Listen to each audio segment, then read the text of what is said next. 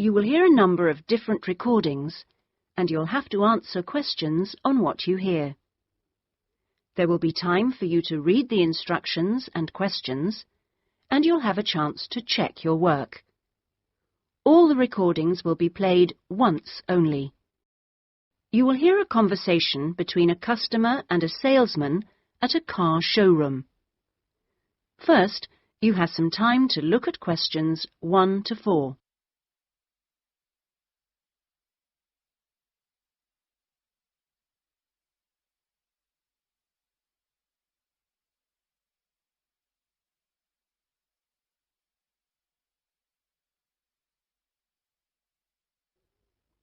Now we shall begin. You should answer the questions as you listen, because you will not hear the recording a second time. Listen carefully and answer questions 1 to 4. Good morning. Please take a seat. How can I help you? Well, I'm thinking of buying a new car, and I'd like some advice. Sure, yes. Had you got any particular make in mind? I'm interested in a Leader. I've had one before and liked it, but I haven't really made up my mind. Sure. We've got various models. Right. What about the engine size? Any ideas? The one I've got at the moment's a 1.2-litre engine, but I find it a bit slow on long journeys. I'd like a bit more power this time. A 1.4 should do. I don't think I need a 1.6 or anything. Right. Well, I think the model you're looking at is the Max. Here's a picture. Oh, yes. Have you got one in? Yes, I'll take you to have a look at it in a minute. I'll just get a few more details. Is there anything else to do with the engine? What kind of gear change do you want? I presume you want a manual. I'd want automatic. I've never driven a car with manual gears. Right. Well now, here's the colour chart for the Max. Have you given that any thought? This blue's very popular at the moment. Yes, it is nice. I like blue. What's it called? Royal? Yes. But actually, I think I prefer this lighter shade here. Sky. Yes, that's popular too. I think I'll go for that. You might have to wait a week or so for that colour, but I assume that'll be okay. Oh, yes, fine. Well, we can go outside and you can have a good look at one, and perhaps take it out. But first, can I just ask you about finance? The cash price is going to be somewhere in the region of 7,500. How would you like to pay? Are you in a position to pay cash, or would you need credit? I'd like credit, provided the terms are reasonable. Well, you can discuss that with my colleague in a moment. We have various arrangements. Would you be interested in us taking your present car as part exchange? Yes. Okay, fine. So I'll just need some details from you, and then we can do a valuation. Is that okay? Fine, yes. Before you hear the rest of the conversation, you have some time to look at questions 5 to 10.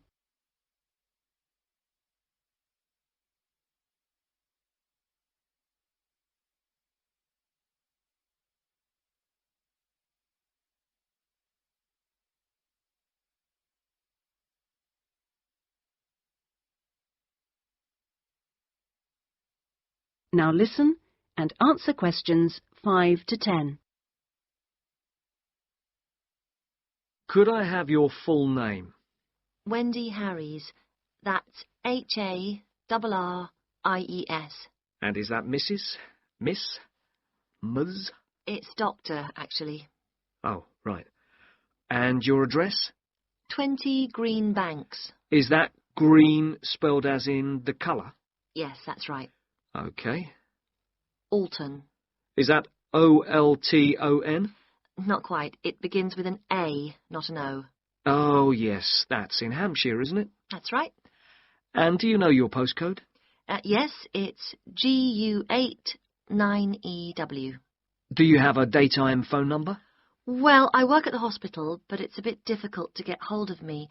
I can give you a number just for messages, and then I'll get back to you when I can. Is that okay? That's fine. It's 0798 257 643. Fine. And about the car you have now, what make is it? It's a Conti. Do you know the year or the model name?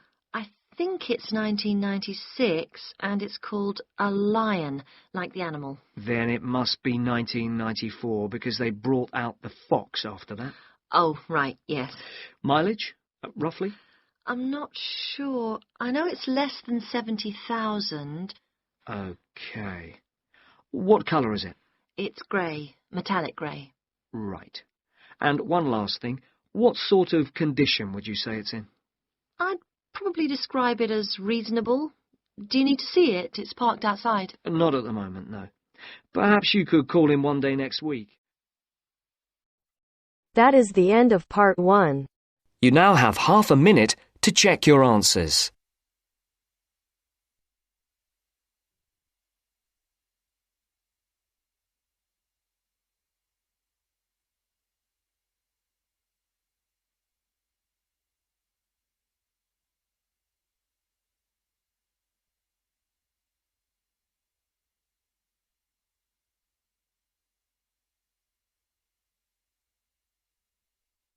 Now turns to part 2. Part 2. You will hear an admissions officer from a UK university talking to a group of postgraduate students in a university abroad about applying for a place at his university. First, you have some time to look at questions 11 to 15.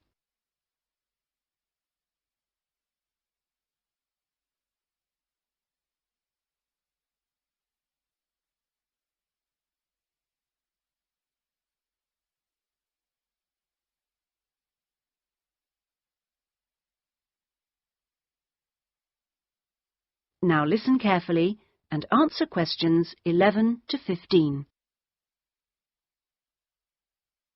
As I said earlier, there is, I think, at Rexford an excellent combination of physical and geographical advantages, as well as having a rural setting and still being close to central London.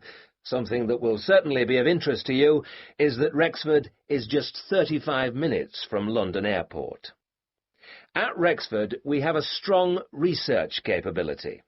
We came 7th out of 101 universities in last year's research assessment, carried out by a government body, and did particularly well in your particular subjects, engineering and science. Actually, we got a top research grade of 5 for engineering, geography and computer sciences. One further point, and I know from talking to you individually that a number of you may be looking for some experience in industry after the course, is that all our science and engineering research departments have unusually close relationships with industry in the area.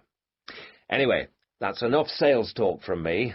I'll just take a sip of this coffee that's just arrived, thank you, and then I'll say something about what actually happens when you apply.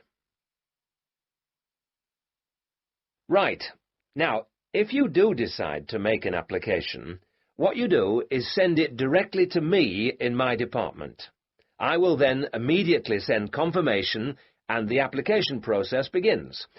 And I'd like to say at this point that you shouldn't worry if this process doesn't work all that quickly. I mean, occasionally there are postal problems, but most often the hold-up is caused by references. The people you give as referees, shall we say, take their time to reply. Anyway, it's absolutely normal for this process to take 3 to 4 months. What I do in this period is keep in touch with you and reassure you that things are moving along. One of the ways we've devised to help you decide about applying, as well as later when you've been accepted, hopefully, is to put you in contact with, if possible, a student from your own country who is at present studying with us. What you can do is phone them up, we will of course liaise between you, and discuss your concerns with them. That way you can get an objective opinion of what you can expect if you come to live and study at Rexford. Not only the academic atmosphere, but important details like what the leisure facilities are like, and whether the English weather and food are really as awful as everybody says. No. If you decide you can face it, The contact can also help you just before you leave with tips on what to pack and that sort of thing. At the moment, I think we've got 2 second-year students and 1 postgraduate from this country. Before you hear the rest of the talk, you have some time to look at questions 16 to 20.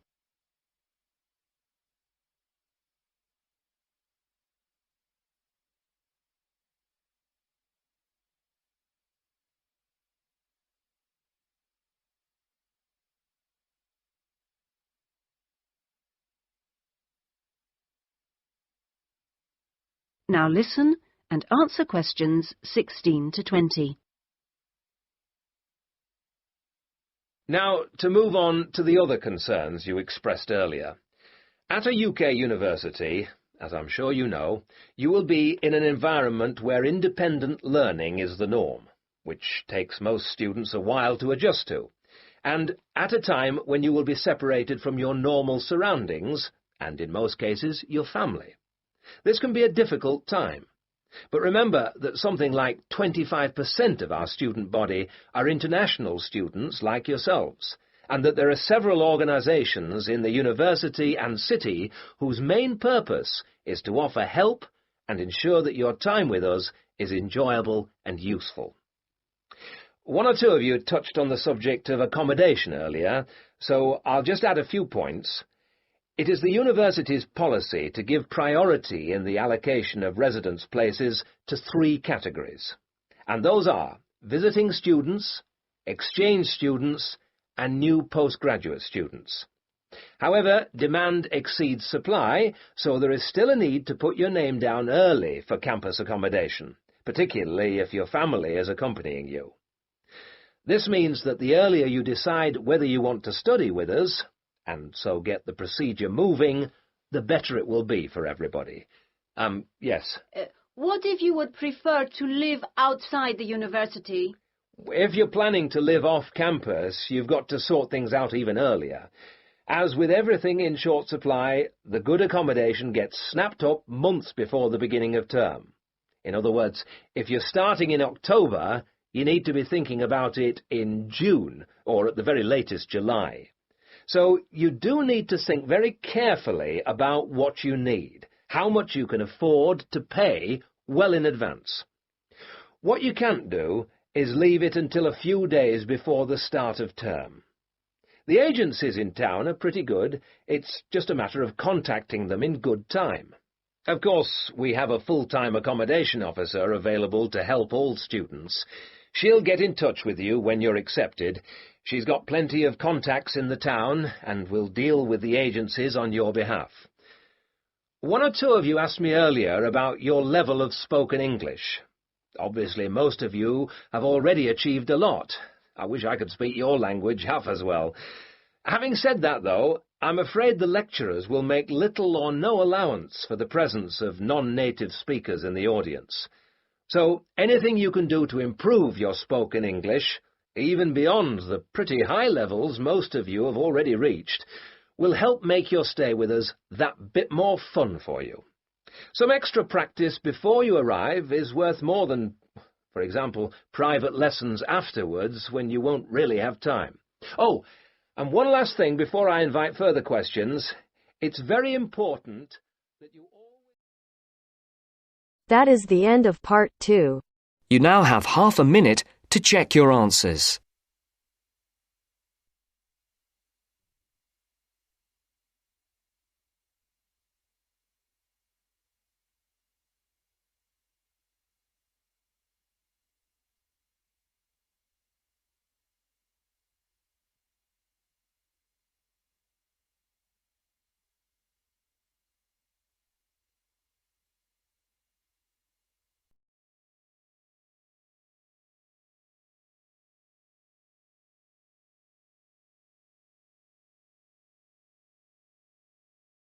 Now turns to part 3. Part 3. You will hear 2 friends discussing a course they have just done. First, you have some time to look at questions 21 to 27.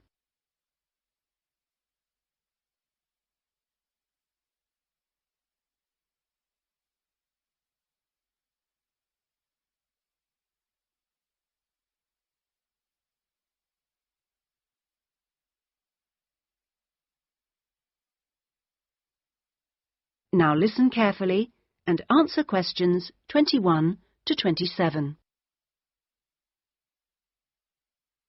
Oh, Ben, I just remembered I never filled in that form for Nick. Ah. Did you do it? The course feedback form? Yes. If you want, we can do it together. I've got mine here. Is that okay? Yeah. Okay.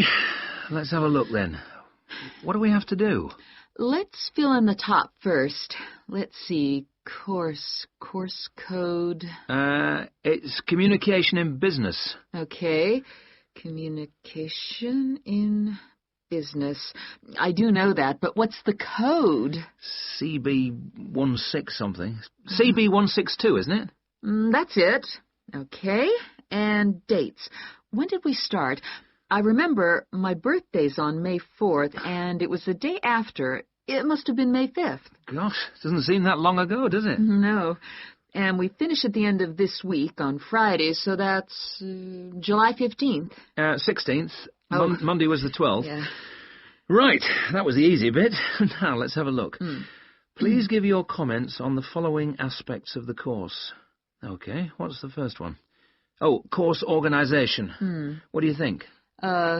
Clear. It was, wasn't it? Yeah, I think the organisation was clear. Okay, anything else for course organisation? It was a good thing he gave us the course outline at the beginning in the first session. That was useful, so I'll put that down, shall I? Yeah. Now, going on to suggestions for improvement, one thing that wasn't so good, I think we could have done a bit more work at the beginning. I mean, at the beginning it seemed dead easy. Yeah. I thought it was going to be really easy, and then all of a sudden in the second half of the course, we got a whole load of work. Yeah. Reading to do and essays and things. Yeah, it'd be better if it was more even. Okay, now, course delivery. Does that mean teaching? Yeah, I suppose so. Well, what I thought was really good on this course was the standard of teaching. Actually, I mean, some of the teachers were better than others, but the standard generally was fine. Much better than other courses I've been on. Yeah, I agree. Let's put that then. Okay. What about suggestions for improvement? I didn't think it was all that wonderful when we had great, long group discussion sessions that went on for hours and hours. Right. I don't mean we shouldn't have group discussions, just that they shouldn't go on too long. Before you hear the rest of the discussion, you have some time to look at questions 28 to 30.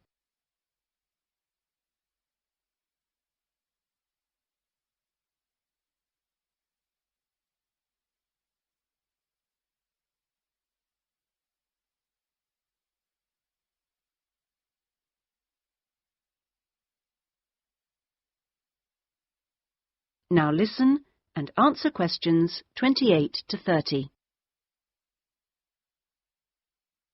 Now, on to materials and equipment. Oh, now, what was good about some sessions was the handouts.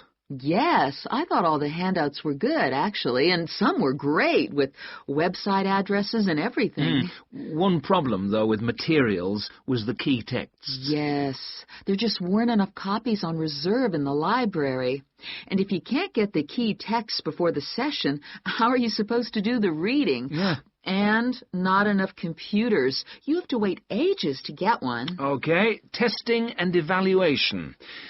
Well, I don't know. It's hard to say until we've got our written assignments back. Oh, don't talk about it. I only got mine in yesterday. It was a real struggle. Oh, I hate to think what mark I'll get. Yeah, but at least we've done the oral presentation. I thought that was good, the way I got my feedback really quickly. Yes, it was. And I liked the way we knew what would be evaluated on. We knew the criteria, so we knew we had to think about clarity, organization, and so on. Yeah, but I'm not so sure about the written work. One thing, I think, is that there's just too much. It's really stressful. Oh, yes, I'd agree. And I don't see why they can't let us know the criteria they use for marking. The written assignments, but he told us. No, for the final exams. Oh. What are they looking for? What are the criteria? What makes a pass or a fail? Yeah, I never thought of that. It'd be really useful. Okay, any other comments? I thought student support was excellent. Yeah, me too. Okay, excellent. Other comments? No, I can't think of anything else. Nor me. Okay, so that's done. Thanks, Ben. No, thank you. That is the end of section 3. You now That have is half the a end of minute part to 3. check your answers. You now have half a minute to check your answers.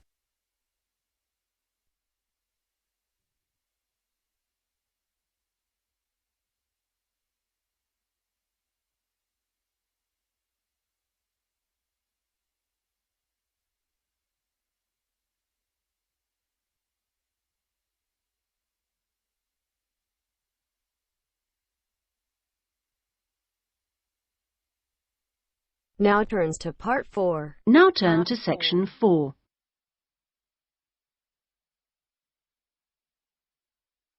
Section 4. You will hear a student giving a presentation about a project on household waste recycling. First, you have some time to look at questions 31 to 40.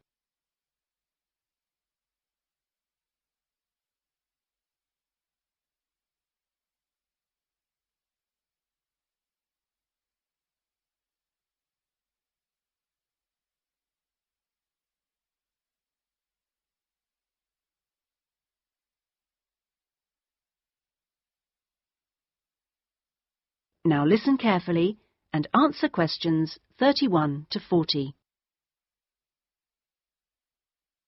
Well, my group has been doing a project on how household waste is recycled in Britain. We were quite shocked to discover that only 9% of people here in the UK make an effort to recycle their household waste. This is a lower figure than in most other European countries, and needs to increase dramatically in the next few years if the government is going to meet its recycling targets. The agreed targets for the UK mean that by 2008 we must reduce our carbon dioxide emissions by 12.5% compared with 1990.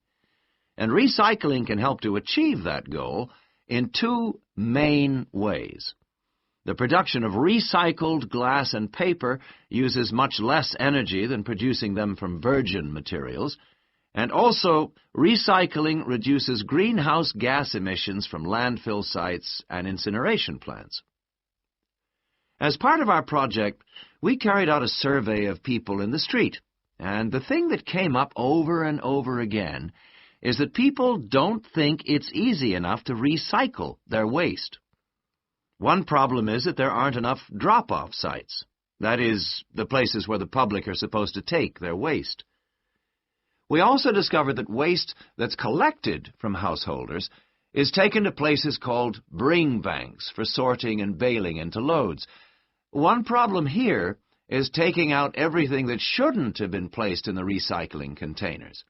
People put all sorts of things into bottle banks, like plastic bags and even broken umbrellas. All this has to be removed by hand. Another difficulty is that toughened glass used for cooking doesn't fully melt at the temperature required for other glass, and so that also has to be picked out by hand. Glass is easy to recycle because it can be reused over and over again without becoming weaker. 2 million tons of glass is thrown away each year. That is 7 billion bottles and jars. But only 500,000 tons of that is collected and recycled.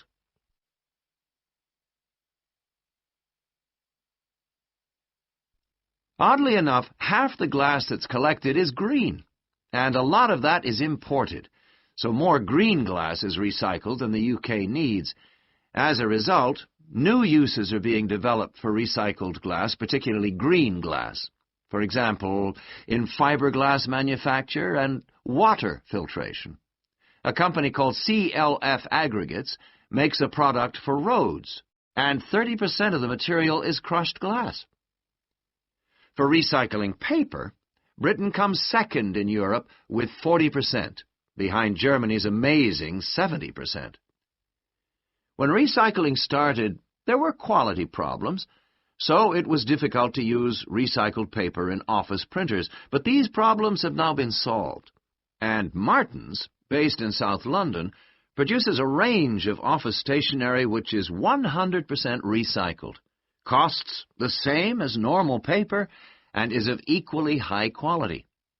But this high quality comes at a cost in terms of the waste produced during the process. Over a third of the waste paper that comes in can't be used in the recycled paper, leaving the question of what to do with it.